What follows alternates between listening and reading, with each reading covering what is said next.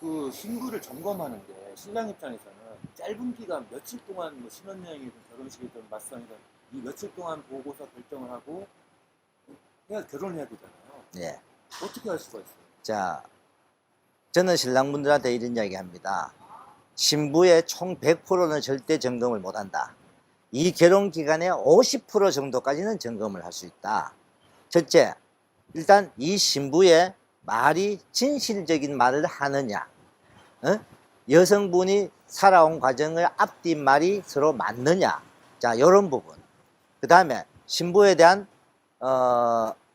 건강검진 또는 산부인과 검진에서 틀린 말이 있는지 없는지 이런 점검. 그 다음에 신혼여행을 3일 정도 가면은요, 신부가 보통 생활에 표가 나요. 이 베트남 여성들 왜 페이스북 많이 하는 침대에 누워서 전화기만 들고 있는다, 이런 신부들. 남편한테 하나하나 챙겨주는 게 좀 있는지, 자, 남편이 옷을 좀 벗어놓으면 옷이라도 정리정돈을 좀 해주는 신부인지, 그러고 방에 같이 있어도 남편한테 좀 싹싹한 마음이 있는지 없는지, 너는 너다 나는 나다 이렇게 하는 신부들이 반드시 있습니다. 그걸 신랑분들 보고 판단을 하라는 거예요. 그게 그래서 총 점검의 50% 정도밖에 점검은 못해요. 저는 제가 결혼시키는 신랑분들한테 그렇게 말합니다. 50% 점검, 그 다음에 결혼기간 6개월 동안 20% 점검은 더 할 수 있다. 매일 영상전화 하면서. 저는 신랑들한테 매일 영상전화를 합니다. 그 연장해서요. 그러면 그 신부가 한국 비자가 나오기 전까지 베트남에서 한 6개월 정도 수업도 받고 뭐 기다리고 있잖아요. 예. 그때 한국 신랑이 이제 영상통화 이렇게 대화를 하는데 그런 대화 영상통화를 통해서 어떤 것들을 좀 점검해요? 자, 대화 내용으로 점검하는 건 아니에요. 왜? 어차피 대화는 두 사람이 안 됩니다. 두 사람이 되는 거는 문자로 번역기 좀 써가지고 이렇게 하는 거예요. 하는데 항상 영상 전화를 했을 때 남편이 언제든지 전화했을 때 전화를 받는 신부. 근데 전화를 안 받는 신부 문제가 있다고 봅니다. 다른 사람과 있어도 자기 남편인데 전화를 안 받는다? 너 다른 사람하고 뭐 밥 먹는데 전화 안 받는다? 이게 문제 있잖아요. 뭐가 부끄러워서 안 받아요? 아니면 다른 남성하고 있어서 전화 안 받겠죠? 그 이유는 뻔한 거예요. 자, 3번, 4번 전화했는데 한 번 정도 못 받을 수 있어요. 못 받으면은 조금 있다가 영상 전화가 본인이 와야 돼요. 안 오고 문자로만 오는 신부. 어디에 있다고 사진만 찍어서 오는 신부. 장소만 사진 찍어 오죠. 그 있는 사람은 안 찍고. 저는 반드시 그 여성들은 뭔가 숨기고 있다는 거죠. 제가 결혼시킨 신랑분들은 영상 전화를 해서 신부가 안 받아요 하는 신부들이 거의 없어요. 근데 어떨 때 신랑분이 와서 전화를 몇 번 했는데 지금 안 받아 있어요. 그러면 그 신부가 지금 현재 어디 있는가 저는 알잖아요. 아, 고향에 내려갔구나. 그럼 고향에 지금 오토바이 타고 이동할 수 있으니까 좀 기다려보세요. 1시간 30분이나 1시간 기다려보면 전화가 올 겁니다. 그러면 좀 있으면 전화가 왔다고 연락이 와요. 신랑분이 전화를 했는데 전화를 못 받았을 때는 신부가 반드시 전화가 오는 거를, 남편이 전화했는데 전화도 안 온다, 못 받았다, 그럼 문제가 있는 거 아닌가요? 하는 거예요. 응? 근데 전화는 할 때마다 안 받아. 그것도 문제 있죠, 완전히. 그걸 점검하라는 거예요. 남편으로서 평상시에 남녀 간에 연애를 할 때 하는 행동과 비슷한 행동을 하는 건지, 그 행동을 보라는 거죠. 반갑게 맞이해 주는지. 제 실례로요, 며칠 전에 제가 결혼시킨 신랑분이 업체 거래처하고 같이 노래방을 갔어요. 근데 이 신랑분이 시끄러우니까 밖에 나가 전화를 받으니까 뭐 베트남 여성이 봤어요. 가라오케 뭐 불이 좀 번쩍번쩍 하니까 어디 갔어요?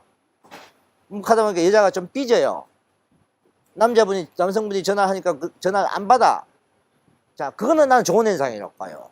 왜? 여성이 남자 가는 게 싫었잖아요. 근데 한 실례로 어떤 분은 예, 마음대로 놓으세요 하는 신부가 있었어요. 손님 상담 사례 중에. 믿는 게 아니고 이 여성은 남편이 뭔 짓을 하든 말든 아무 관계 없다는, 자기가 어떤 의도로 한국에 온다는 걸 표시를 하는 거죠. 신랑분들이 와이프를 점검하는 거는 평상시에 내가 이 여성과 연애를 하듯이 이 여성이 나한테 대해주느냐, 그걸 체크하라는 거죠.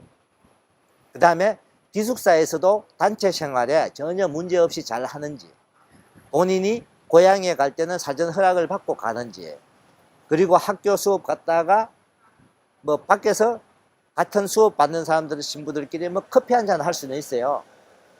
뭐 몇 시간 늦게 또 기숙사에 들어오는 이 정도 아닌지, 이런 걸 하나하나 점검해 나가는 거죠. 근데 제대로 된 신부들은요, 잘 따라줍니다. 안 따라주는 신부들이 문제가 있죠. 그러면 그 문제를 체크해서 이 신부는 한국 가서도 이렇게 되겠다는 생각이 들면은 파혼을 하는 거죠. 제가 느끼면 신랑도 느낍니다. 신랑이 느끼면 저도 느끼고요. 근데 일반적인 업체가 어떤 문제가 있냐면요, 한국 사장님이 있고 베트남 결혼식인 사람이 따로 있잖아요. 신랑분은 이렇게 연결돼 버리니까 이게 제대로 서로 소통이 안 되는 거예요. 그 다음에 베트남의 업자들은 마진율을, 소액의 마진율을 보고 결혼을 시키다 보니까 빨리빨리 보내야 되고, 한국을. 그러다 보니까 사소한 거, 이거도 사소한 부분은 체크를 안 할 수밖에 없어요. 안 하거나 숨기거나. 한국 사장님한테까지 이 일을 말을 해주는 업자도 있습니다. 그럼 한국에서 아 괜찮아 그냥 보내, 이런 사람들도 있으니까. 그리고 제대로 된 사람들 중에는 신부를 고향으로 돌려보내버리는 사람도 있어요. 제가 아는 사람들 중에서도. 그런 분들도 베트남에서 결혼 일을 하는 분들이 있단 말이에요. 그런 분들한테 결혼하면은 그나마 좋은 신부를 좋게 점검도 해주고 어떻게 찾아준단 말이에요. 모든 업자가 다 그렇다는 게 아니에요. 제대로 하는 사장님들이 있어요. 제가 아는 사람도 몇 분이나 계세요. 저보다도 더 점검 잘해주는 분도 있고요. 그러니까 끊임없이 이런 학습을 해야 되겠네요. 알아보고. 그러니까 결혼을 시키는 사람들 마인드가 중요하니까 한국 업체에, 자, 제가 상담 예를 하나 드릴게요. 이 신랑분이요, 저한테 결혼 상담을 했습니다. 근데 이 신랑분이 저한테 자기는 모 업체에서 상담을 받아봤습니다 라고 이야기해요. 근데 모 업체 사장님이 자기한테 설명을 어떻게 해주느냐, 우리는 한국에 신랑을 데려가면 베트남의 에이전시가 결혼을 시킵니다. 그대로 정상적으로 설명을 해주더랍니다. 그래갖고 에이전시하고 같이 있는 동영상을까지 보여줘. 그래, 이분이 가지고 있는 동영상을 제가 봤어요. 보니까 내가 아는 분이에요. 제대로 결혼시켜주는 분 맞아요, 현지에서. 그래서 내가 저는 그 신랑분한테 이분은 제대로 결혼시켜주는 분 맞습니다. 여기 업체 상담 제대로 받았네요. 한국 사장님도 그 마인드로 설명을 그대로 제대로 해줬고, 부품한 게 하나도 없이 해주고, 베트남 현지에서도 그 제대로 결혼시키는 사장님하고 거래를 하는 분 맞습니다라고 내가 신랑한테 설명해 줬어요. 그런 분도 있단 말이죠. 이 신랑분은 제대로 된 업체에 상담도 했고 저한테도 상담을 받았어요. 저는 그분한테, 신랑분한테 진짜 제대로 된 업체 찾았었네요 라고 내가 말을 해주고 나왔어요. 그러니까 모든 분들이 다 근데 제대로 된 업체에 결혼하는 분들도 많다는 거예요. 아닌 분들, 소수의 아닌 분들이 피해를 입고 있는 거죠.